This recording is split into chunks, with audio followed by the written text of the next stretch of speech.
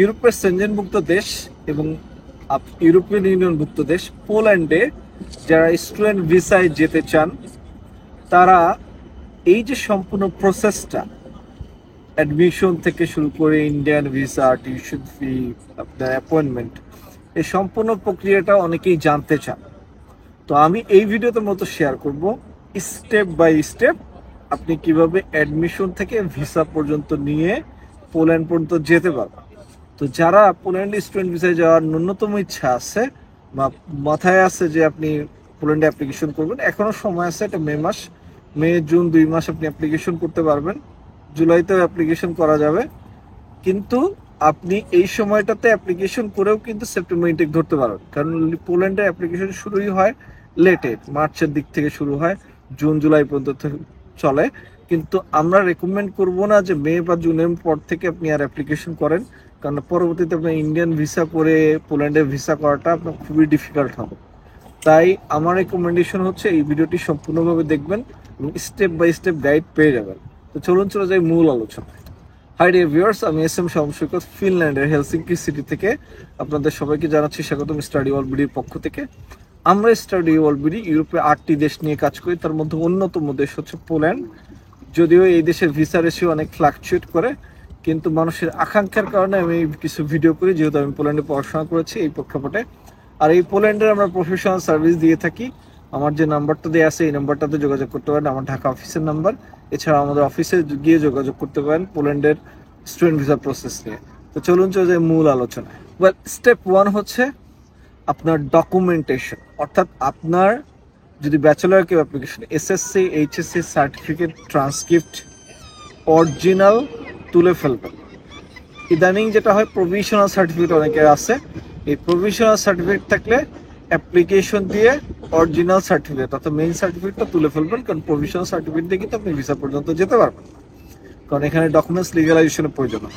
যারা মাস্টার্সে যাবেন তারা প্রভিশনাল সার্টিফিকেট দিয়ে অ্যাপ্লিকেশন করতে পারবেন, কিন্তু এম্বাসি ফেসের ক্ষেত্রে আপনি মেইন সার্টিফিকেটটা তুলে ফেলবেন।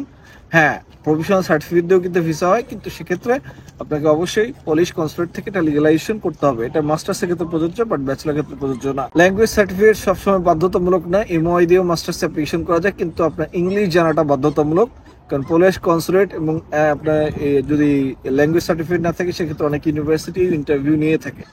তাই আমি বলবো যে ল্যাঙ্গুয়েজ সার্টিফিকেট থাকা ভালো, না থাকলেও ক্ষতি নাই যদি আপনার ইংলিশটা ভালো জানা থাকে, আই মিন স্পিকিংটা ভালো থাকে। সো ফার্স্ট স্টেপ 1 হচ্ছে ডকুমেন্টেশন।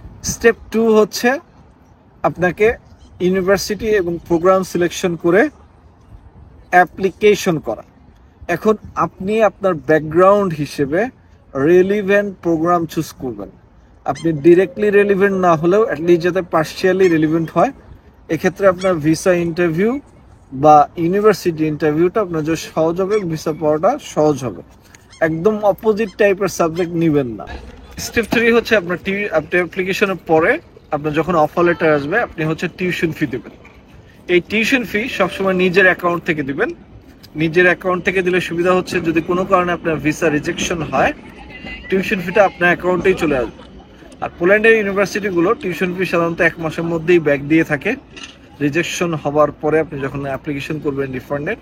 অথবা এটা নিয়ে খুব একটা হেডেক নিতে হবে না যে আমার আসলে ভিসা রিজেক্ট হলে টাকা ফেরত পাবো কিনা, এই ধরনের কোনো ওরিডনেস পোল্যান্ডের ক্ষেত্রে নাই।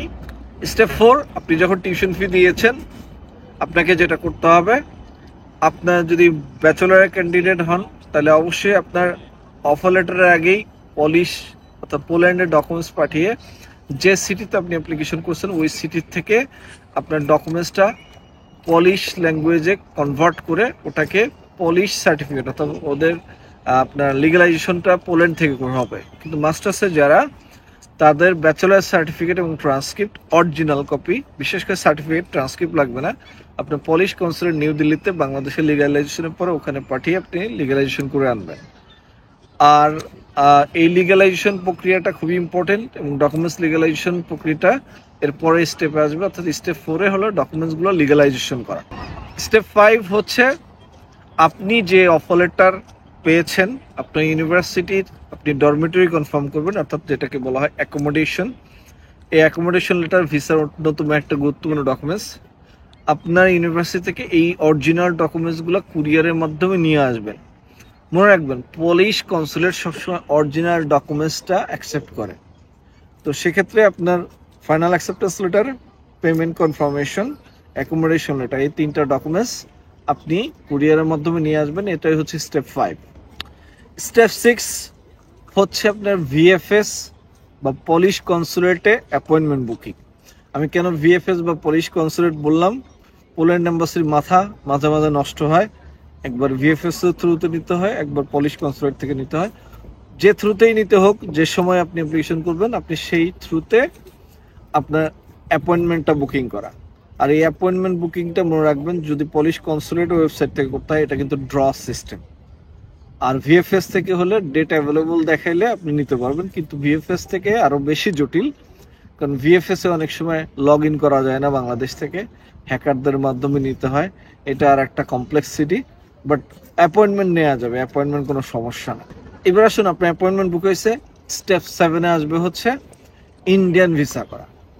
আমি মনে করি যে এই বছরে যারা অ্যাপ্লিকেশন করবে তাদের যতটা না পলিশ ভিসা ডিফিকাল্ট, তার থেকে বেশি হচ্ছে ইন্ডিয়ান ভিসা ডিফিকাল্ট। বাট আমি আপনাকে এতটুকু অ্যাসুরেন্স দিতে পারি, আপনার যদি পলিশ কনসুলেটের জেনুইন অ্যাপয়েন্টমেন্ট কপি থাকে এবং ফাইনাল অ্যাকসেপ্টেন্স লেটার এবং আপনার পেমেন্ট কনফার্মেশন থাকে, জেনুইন ডকুমেন্টস দিয়ে আপনি অ্যাপ্লাই করলে আপনার ইন্ডিয়ান ভিসা, ডাবল এন্ট্রি ভিসাও হবে। অতএব স্টেপ 7 আপনি ইন্ডিয়ান ডাবল এন্ট্রি ভিসা, এর জন্য আপনি একটা নির্দিষ্ট সময় বাজেট রাখবেন। স্টেপ নাম্বার 8 হচ্ছে আপনার ডাবল অর্থাৎ ডুয়েল কারেন্সি ক্রেডিট কার্ড লাগবে। পোল্যান্ডে কিন্তু 6 মাস, 3 মাস, 9 মাসের ব্যাংক স্টেটমেন্ট প্রয়োজন হয় না, এখানে প্রয়োজন হয় হচ্ছে ডুয়েল কারেন্সি ক্রেডিট কার্ড এবং ক্রেডিট কার্ড লিমিট সার্টিফিকেট।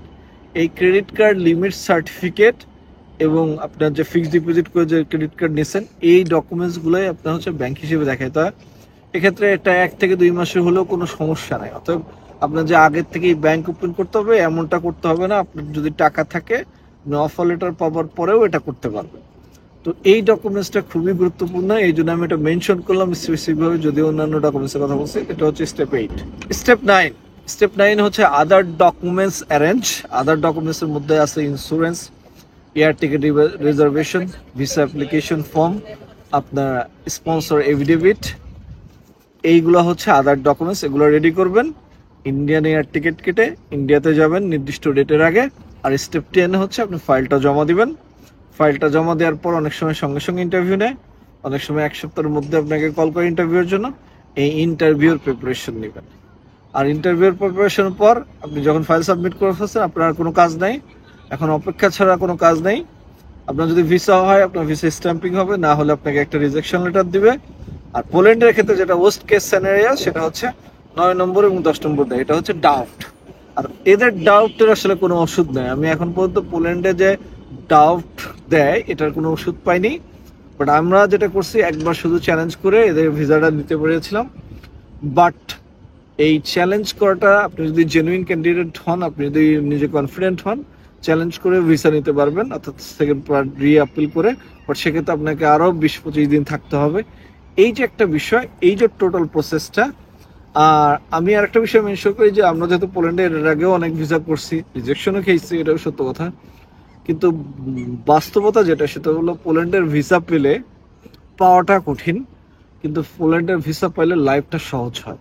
লাইফটা সহজ হয় এই কারণে, যেখানে টিউশন ফি কম, আবার জব করলে আপনার নিজের লিভিং কস্ট প্লাস নিজের থাকা খাওয়ার খরচ হয়ে যায়। এই যে বিষয়টা আমাদের বাংলাদেশি স্টুডেন্টরা চায়, এটা সম্পূর্ণভাবেই পোল্যান্ডে সম্ভব। আমি নিজে পড়াশোনা করেছি, আমি জানি। তো আমি বিশ্বাস করি এই ভিডিওতে আমি সম্পূর্ণ গাইড করতে পেরেছি। তারপরেও অনেকের অস্পষ্টতা থাকবে, আমরা এর জন্য প্রফেশনাল সার্ভিস দিই।